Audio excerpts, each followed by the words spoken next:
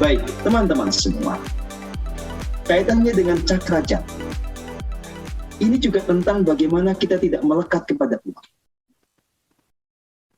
Kita ada dalam kemurahan hati, tetapi juga bukan berarti terjebak di dalam kengawuran. Ya, begini ya. Saya mau kasih contoh yang sederhana yang saya lakukan. Ya. Sekali lagi, saya dalam melakukan apapun juga, mengajar, ya, termasuk mengajar kali ini, ya, itu tidak pernah punya kalkulasi yang ribet tentang berapa yang saya dapatkan. Saya juga tidak menuntut orang untuk mesti bayar segini-segitu demi kepentingan egoistik saya. Tapi satu hal, berapapun nanti yang saya dapatkan, berapapun Anda membayar saya, Anda nyumbang saya atau tidak, nyumbang PM atau tidak, saya berikan yang terbaik kepada Anda semua. Ya. Itu totalitas saya. Nah, totalitas ini datang dari kasih dan juga terkait dengan ketidakmelekatan kepada uang, kepada hati. Berikan terbaik, nanti Anda dapatkan berapapun Anda syukuri. Anda terima kasih kepada Sang Pemberi hidup. Karena uang itu akan berguna untuk melanjutkan kehidupan dan peran Anda. Saya mendapatkan berapapun itu bersyukur. Tentu saja secara manusiawi, dapat 5 juta sama 50 juta, lebih senang dong yang 50 juta. Saya juga sama. Tapi tidak pernah memaksakan dapat 50 juta, dapat 5 juta disyukur. Nah, sekarang kalau sudah dapat, uang ini buat apa? Belanjakanlah sesuai dengan tuntunan diri sejati. Sebagian itu memang untuk memenuhi kebutuhan keluarga. Sebagian untuk menjalankan misi perjuangan. Sebagian untuk membantu orang-orang yang susah. Nah, dalam hal membantu orang susah, orang yang sedang butuh, Anda juga jangan sembrono, jangan sok-sokan gitu ya. Pokoknya asal iba Anda kasih, bukan. Anda ikuti tuntunan dari Rasul sejati Anda. Ikuti pesan dari guru sejati, apakah kita punya jatah menolong dia atau tidak. Kalau punya jatah, tolonglah dia. Bahkan kalau dia nanti perjanjiannya meminjam, Anda berikan saja tanpa mesti kemudian mentarget dia mengembalikan. Kalau uang sudah Anda lepaskan itu. Walaupun akadnya, walaupun perjanjiannya adalah sebagai utang. Ya. Anda sudah bersiap untuk melepas uang itu, tetapi tidak kehilangan persaudaraan. Ya. Tapi kalau Anda misalnya memang tidak siap untuk melepas uang seperti yang dibutuhkan orang itu, Anda hanya siap melepasnya sekian, ya Anda bantunya segitu saja. Yang penting Anda tidak terbebani gara-gara memberi hutang, kemudian malah mikirin itu, nanti kepikiran mengejar-ngejar juga, akhirnya putus persaudaraan. Itu ribet urusan. Ya. Jadi kalau Anda beri saja, walaupun ngutangin tapi tidak usah berharap uang itu kembali, ya, dan seterusnya. Nah, Anda juga mengerti bahwa kalau Anda membelanjakan uang ke siapapun, itu sebetulnya Anda memberi energi kehidupan pada banyak orang. Jangan punya pikiran Anda membuang uang. Ya, membuang uang itu kalau uang Anda ambil dari dompet, Anda cemplungin ke tempat sampah, itu namanya membuang uang. Ada nggak yang pernah melakukan itu? Tapi kalau Anda jajan bakso, Anda memberi energi kehidupan kepada tukang bakso. Ya apa tidak? Karena dengan uang yang kita berikan, dia bisa melanjutkan kehidupan. Nanti dia bisa beli daging. Si tukang daging akan dapat energi kehidupan terus menerus itu. Jadi nggak ada namanya buang uang. Ya. Nah, kalau kita tidak melekat sama uang, misalnya sekarang dapat 10 juta. Nanti sore sudah habis tinggal 1 juta. Ya nggak apa-apa. Kalau memang itu sesuai dengan tuntunan. Berarti Anda dengan 9 juta itu memberi energi kehidupan pada banyak orang. Ya. Jangan diampet.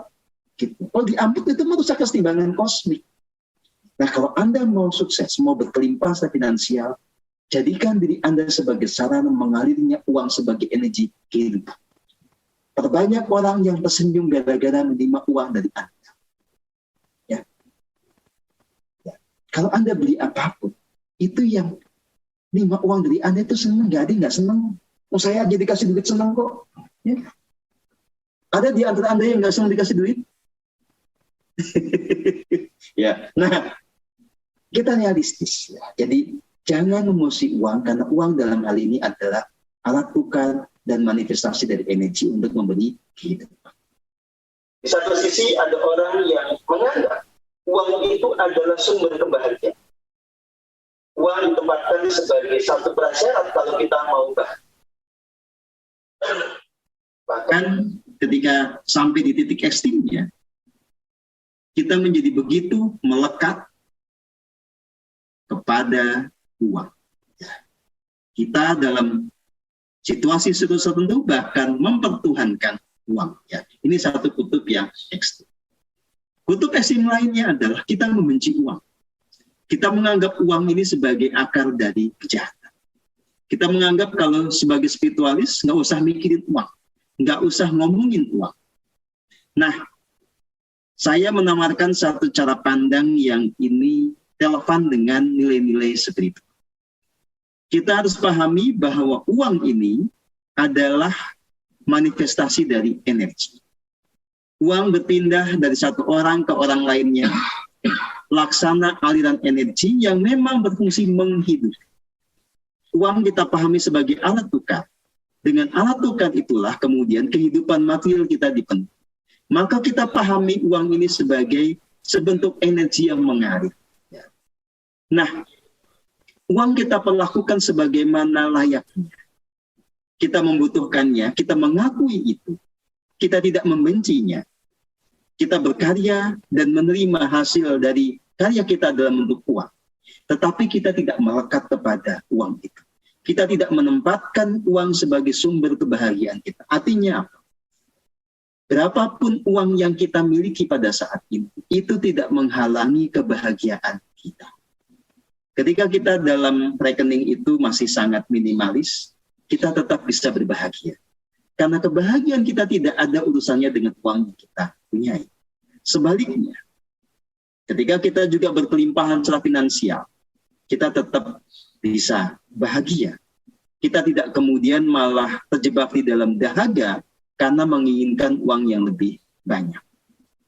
Nah, teman-teman semua yang saya kasihi, pada titik inilah kemudian orang harus mengerti bagaimana menempatkan spiritualitas. Spiritualitas itu mengajak semua orang untuk menemukan kebahagiaan yang muncul dari relung hati. Jadi, bahagia di sini itu muncul karena kita terhubung dengan sumbernya. Dan kita tidak menempatkan prasyarat di luar diri kita agar kita berbahagia. Nah, teman-teman semua yang saya kasihi, ini prinsip-prinsip dasar yang harus kita mengerti bersama. Supaya kita kemudian tidak terjebak di dalam hal-hal yang akan menjerumuskan kita di dalam penderitaan. Saya detailkan begini. Kalau Anda membenci uang, ya, Anda menganggap uang itu tidak berguna, Anda menganggap bahwa spiritual itu tidak perlu bicara tentang uang, Anda akan menempatkan diri Anda dalam posisi yang sulit. Karena pada akhirnya, uang yang Anda benci akan balik membenci Anda.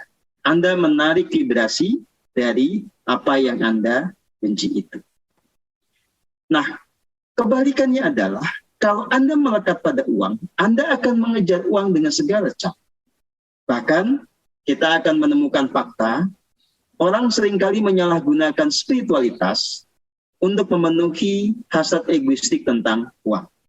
Orang bicara tentang bagaimana menarik rezeki, ya, bagaimana tentang memperbanyak aset, meningkatkan keberlimpahan, tetapi tanpa mempertimbangkan upaya-upaya untuk memurnikan jiwa dan raga. Kita memperkosa spiritualitas untuk kepentingan egoistik. Ini banyak terjadi. Ya, kalau dalam bahasa yang halus, yang modern, ya, ini kita bisa temukan di sekitar kita. Ya, banyak pembelajaran, banyak workshop yang mengajak orang untuk berkelimpahan dengan label spiritualitas, tetapi tidak melibatkan betul-betul upaya pemurnian hidup. Nah, kalau kita masuk ke dunia yang lebih tradisional, ada satu praktek yang kita sebut sebagai praktek pesugihan. Orang menggunakan kekuatan supranatural, tentu saja dari alam bawah, untuk menopang bisnis kita, ya, untuk membuat kita bisa punya konsumen yang banyak, dan ujungnya adalah kekayaan finansial yang dianggap bisa membawa kebahagiaan. Nah, teman-teman semua, ini sekali lagi adalah sebentuk pemerkosaan terhadap spiritualitas. Lebih lugasnya lagi, inilah penyalahgunaan dari kata spiritualitas. Teman-teman semua, kita sewajarnya mengerti bahwa spiritualitas itu tentang bagaimana kita betul-betul menyadari keilahian di dalam diri. Spirit itu sepadan dengan kata Roh Kudus, atau the Holy Spirit tepatnya, itu mewakili realitas ilahi di dalam diri kita. Sebagai penuntun agung, sebagai sumber kasih murni, sebagai sumber bahagia di dalam diri. Spiritualitas itu membawa kita menyadari ini. Bagaimana caranya? Seperti yang sudah kita bahas, kita betul-betul merasakan keberadaannya di dalam setiap tarikan dan hembusan nafas yang natural. Siapapun yang kemudian menyadari keterhubungan itu, menyadari keberadaan ilahi di dalam dirinya, menyadari kesatuan agung dengan Roh Kudus yang bertahta di dalam hati, dia akan mengalami proses purifikasi. Nah, kalau purifikasi ini berjalan secara paripurna, orang akan mengalami apa yang disebut sebagai transformasi. Semua aspek kehidupannya akan ditata.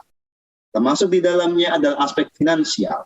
Jadi kalau Anda kemudian juga berbisnis, Anda akan menemukan banyak momentum, banyak kesempatan, banyak jalan untuk membuat bisnis ini berkembang. Kalau Anda bahkan belum punya pekerjaan, Anda dalam kepapaan, ya. Ketika Anda betul-betul melakukan purifikasi diri secara paripurna, akan dibentangkan jalan yang nyata. Bagaimana Anda bisa bangkit dari kepapaan itu? Ini tentang hukum Allah. Ini tentang bagaimana semesta ini bekerja. Kita menyebutnya sebagai the law of attraction, kita menyebutnya sebagai the law of compensation, dan segala macam itu. Ini tentang realitas ketika medan kuantum atau medan energi yang meliputi diri Anda berubah.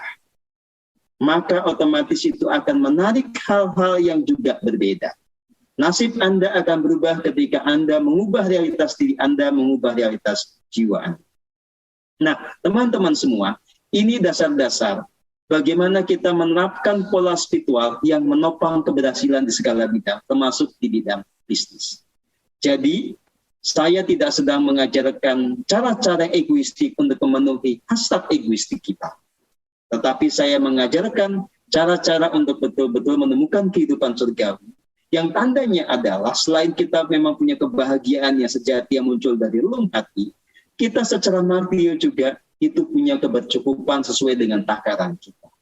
Nah, pada titik ini, teman-teman semua perlu mengerti bahwa jatah masing-masing orang itu bisa berbeda sesuai dengan perannya. Ya, jatahnya Mas Eko, jatahnya Mbak Louis, jatahnya teman-teman lain, itu berbeda.